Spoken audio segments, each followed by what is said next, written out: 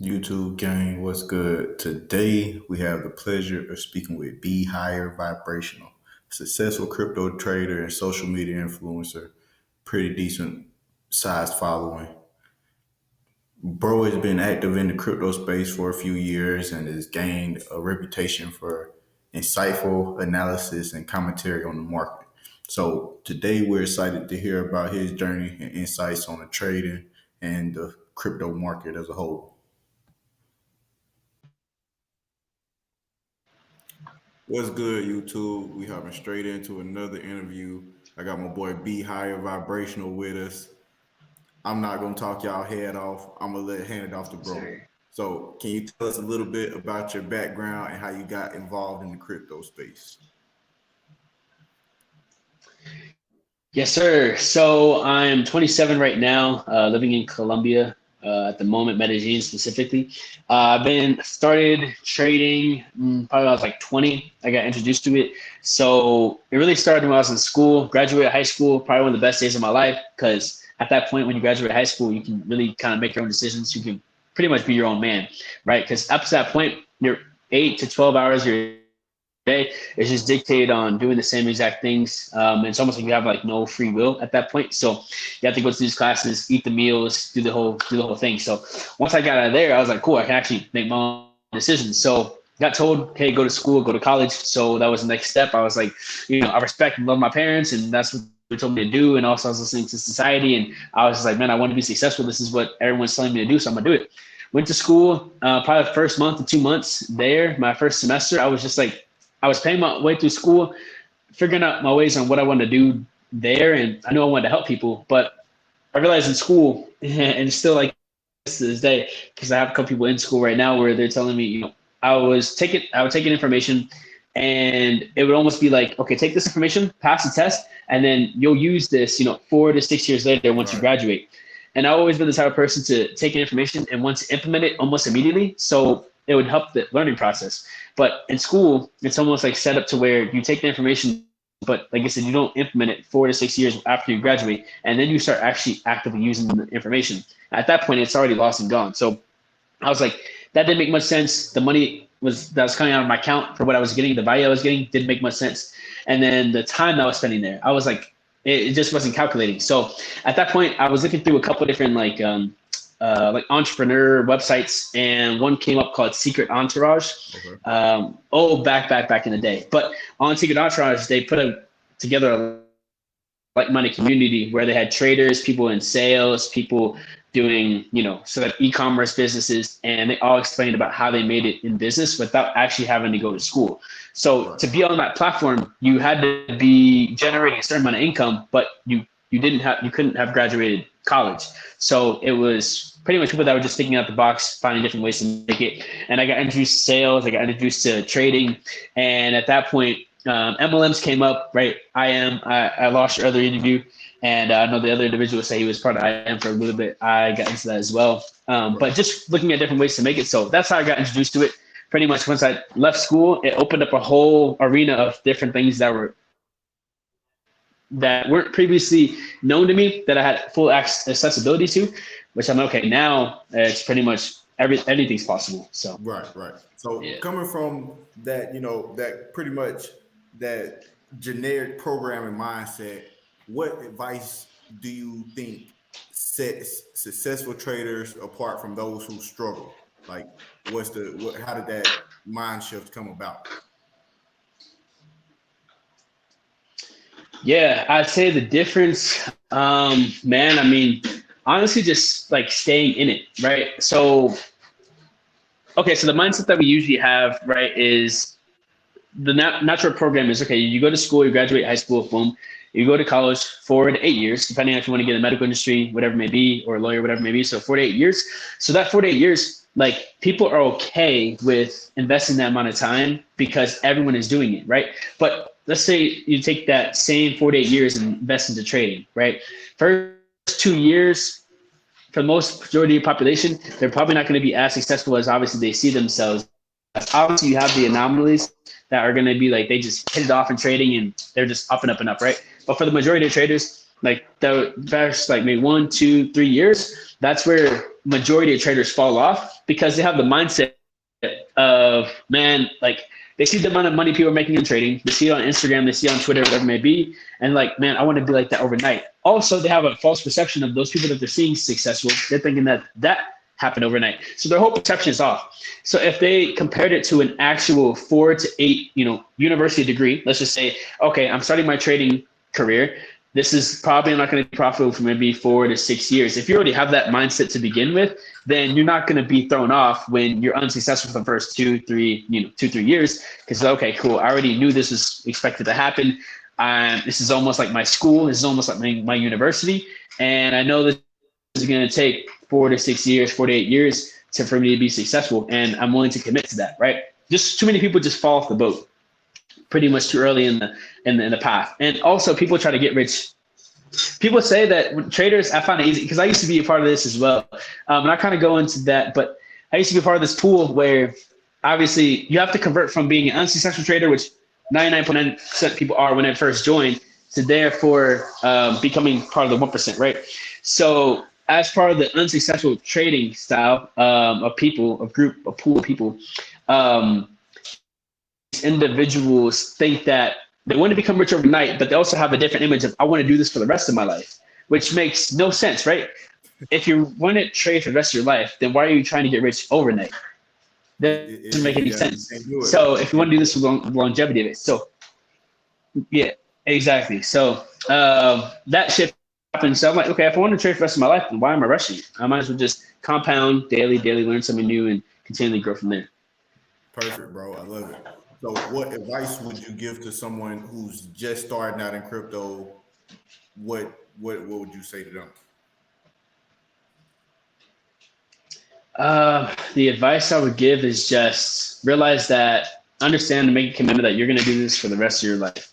So just stay in it, even if it's 15 minutes a day, 30 minutes a day, an hour a day. Compounding is very real, not only in finances, but also just in everything, like habits, everything.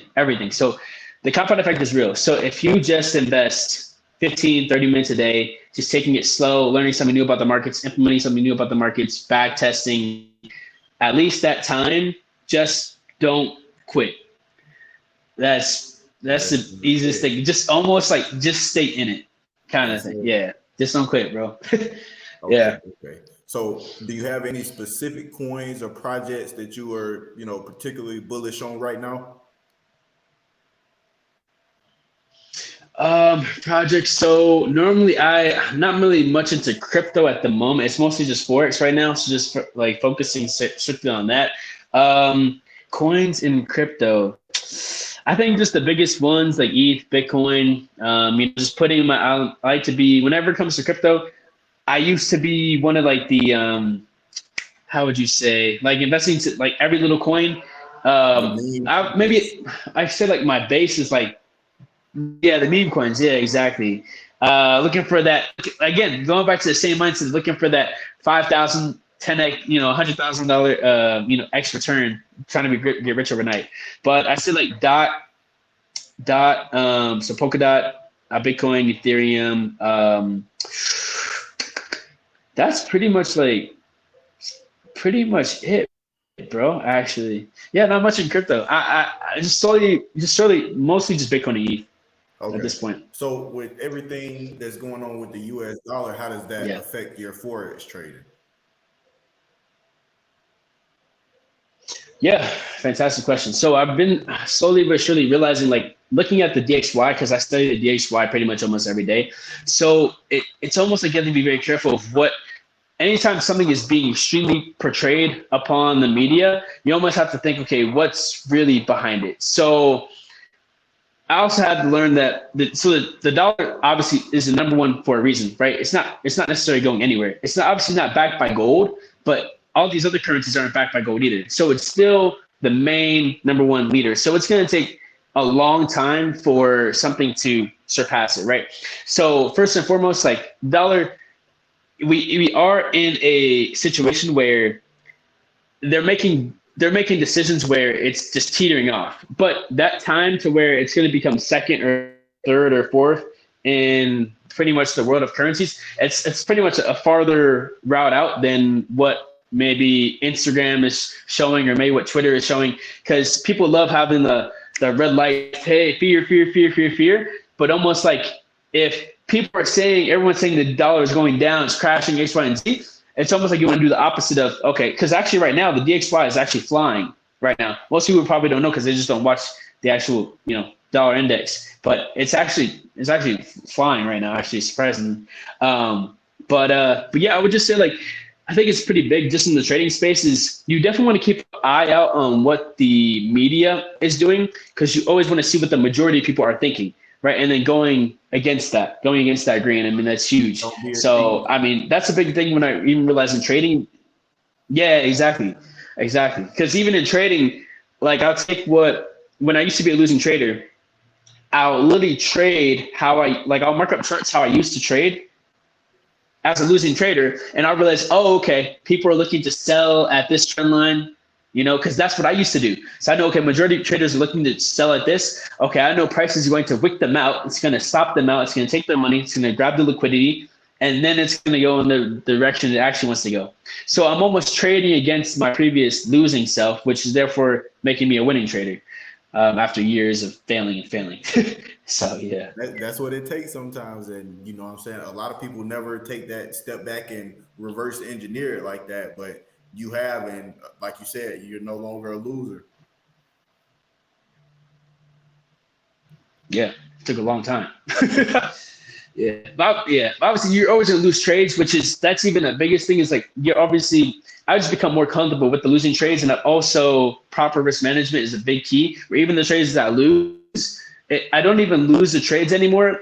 Every time it hits my stop loss, it just invalidates the trade. Like, okay, and once it hits my stop loss, okay, I just know that this trade is completely invalidated. It just wasn't one of those winning trades. I'm completely fine with it, and I'm confident in the amount that I risk, and the amount that I was willing to, risk to get the reward that I was gonna get. So it just doesn't even, like, once it hits my stop loss, I'm like, cool. It just wasn't my trade, and I'm on to the next one. So it's a lot less attachment.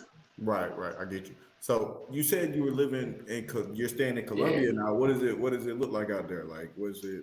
I've been, I see a lot of people on TikTok talking about it, but Yeah. what is it actually like out there?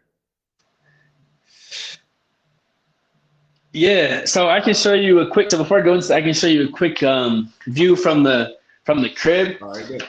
First off, these Airbnbs out here are super inexpensive. So this is the view. Let me see if y'all can see it. So that's the view from my Airbnb What the right fuck? now. God damn. Y'all can see. Dog, the city is huge. And you're Yeah. in Delhi? So this is, yeah. So it's actually. See that one more time? So you're in Medellin right now? Oh, yeah. So Medellin, Colombia. Right now, yes, it's almost like, bro, it's crazy because it's dope. A lot of people are actually moving here from the United States, so there's a big community already out here that are they're just realizing United States there's a lot of shit going around. Right. To say, I mean, a lot of corruption. I was even on so I still do solar. It's mostly solar is almost all virtual right now. I just got off a closing call. He unfortunately failed credit, but he was telling me in Illinois right now, the last 3 to 4 mayors in the state of Illinois, they got indicted and now they're in jail just because, like, they just got caught up in so much corruption.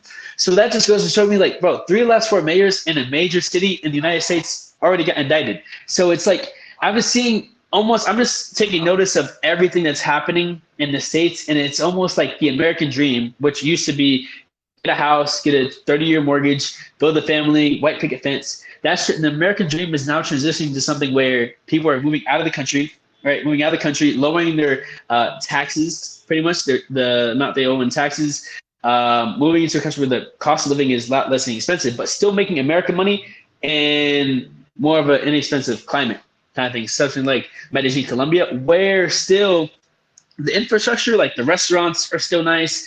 It's safe. It's actually a lot safer than what people think. Obviously, any Really? place, and also any places you can get robbed, things of this nature. So just because it's a third world country, like it's just a perception. It's just like almost image that America pushes out, where it's just like, hey, like, stay here. Like, hey, stay here, keep paying the taxes. You know, it's dangerous. It's dangerous out there. Hey, stay in the States, stay in this country. We got you. When literally they don't got you. They don't got you. So, but yeah, and it's also dope Medellin because it's like it's in the mountains. They call it the eternal spring. So in Medellin, it doesn't really get too cold. It doesn't really get too hot. You got places like Cartagena by the ocean, super hot. You got Bogota. It's super cold over there. So this is almost like the perfect climate. Okay. Great That people, sweet spot, beautiful like it's women, just always that and great perfect weather, bro. outside weather, huh? Yeah, exactly. I recommend it for anybody. Okay. So Yeah, back to trading. We got off a subject a little bit. Hearing from one of the top passport bros. yeah. But how important is risk management in trading, and what measures do you take to mitigate risk? Yeah, fantastic question. So I usually use an app. It's called Thinyu. I'll just put it on the. I'll put it up my phone just so people can see it. I highly recommend it. It changed my trading a Okay. ton. If you have it Um, on your device uh, that you use, you can just share your screen. oh, okay, perfect. Let me see. I don't know if I. Oh, damn. No.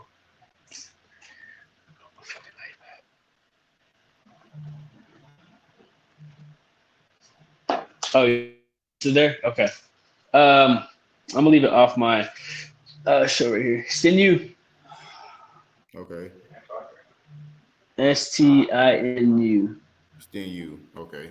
Risk Hopefully management. that no, Yeah. that's the Stinu. Yeah. So Stinu. Yeah. So risk management. So you put in your account size. You put in your how much you're willing to risk per trade, and then you also put in how many pips you're willing to lose, or your stop loss is set at. So and it gives you the lot size, the appropriate lot size to enter into the trade. And so if it goes hit your stop loss, you know, okay, only risk 0.5% or 1% of my account to make a potential 8, 10, 12, 20% on the account. So but that happens the key. Up until that point, it was almost like a gamble. It was almost like a gamble. I was actually not taking my trading as a business and just like, oh, okay, you know what? I'm just gonna put one lot, two lot, doing my best to, just like it wasn't calculated at all. So that's a huge thing. Having a risk calculator app is key for trading.